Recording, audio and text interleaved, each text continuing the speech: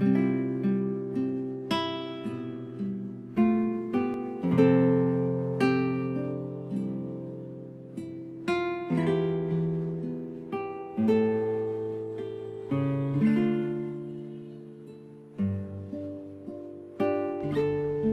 mabuting balita ng Panginoon ayon kay San Lucas. Noong panahong iyon, umalis si Jesus sa sinagoga at nagtungo sa bahay ni Simon. Mataas noon ang lagnat ng biyanan ni Simon, kaya't ipinamanhik nila kay Jesus na pagalingin siya.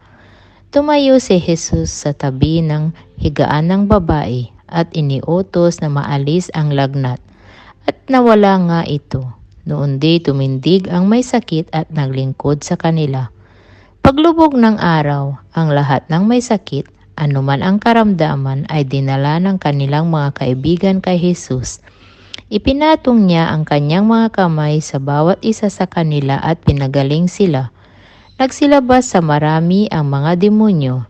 Sabagay, sigaw, "Ikaw ang anak ng Diyos." Ngunit sinaway sila ni Jesus at hindi pinahintulutang magsalita sapagkat nakikilala nila na siya ang Mesiyas. Nang mag-umaga na, umalis si Jesus at nagpunta sa isang ilang na puok. Hinanap siya ng mga tao at nang matagpuan ay pinakiusapang huwag munang umalis. Subalit sinabi niya, dapat ko ring ipangaral sa ibang bayan ang mabuting balita tungkol sa paghahari ng Diyos, sapagkat iyan ang layunin ng pagkasugo sa akin.